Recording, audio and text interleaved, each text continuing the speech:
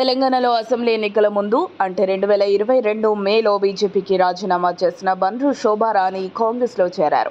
TPCC chief Revanth Reddy సమక్షంలో ఆమె కాంగ్రెస్ కండువా కప్పుకున్నారు. దీంతో యాదాద్రి భువనగిరి జిల్లా ఆలేరు నియోజకవర్గంలో రాజకీయ సమీకరణాలు వేగంగా మారాయి. గతంలో బండ్రు శోభ టీడీపీ, టీఆర్ఎస్ చివరగా బీజేపీలో పనిచేశారు. 2019లో బీజేపీలో చేరిన ఆమె రాష్ట్ర ఉపాధ్యక్షురాలిగా కాంగ్రెస్లో చేరే ముందు వరకు పనిచేశారు. గతంలో రేవంత్తో కలిసి టీడీపీలో కూడా ఆమె పనిచేశారు. అయితే కాంగ్రెస్లో చేరిన నాటి నుండి పార్టీ గెలుపు కోసం పాటుపడుతూనే ఉంది. ఈ నేపథ్యంలోనే ఆలేరు నియోజకవర్గ కేంద్రానికి చెందిన టీపీసీసీ రాష్ట్ర ఉపాధ్యక్షురాలు బండ్రు శోభారాణి రాష్ట్ర మహిళా ఆపరేటివ్ డెవలప్మెంట్ కార్పొరేషన్ చైర్మన్గా నియమితులయ్యారు.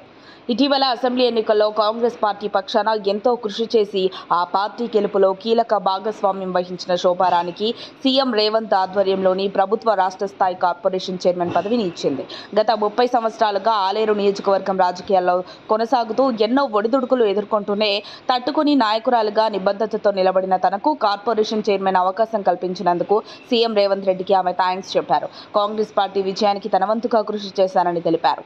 కాంగ్రెస్ పార్టీ అభివృద్ధికి భవిష్యత్తులో తన వంతుగా పాటుపడుతూనే సీఎం రేవంత్ తనపై ఉంచిన బాధ్యతలను సమర్థవంతంగా నెరవేరుస్తానని బండ్రు శోభారాణి చెప్పారు. ఉమెన్స్ కోఆపరేటివ్ డెవలప్మెంట్ కార్పొరేషన్ చైర్మన్గా మహిళల అభివృద్ధికి నిరంతరం పాటుపడతానని బండ్రు శోభారాణి వెల్లడించారు. మరిన్ని అప్డేట్స్ కోసం మా కాయ్ టీవీని సబ్స్క్రైబ్ చేసుకోండి. మా వీడియో కనుక మీకు నచ్చినట్లయితే లైక్ చేయండి, షేర్ చేయండి. మీ విలువైన అభిప్రాయాలను కామెంట్ బాక్స్లో తెలియజేయండి.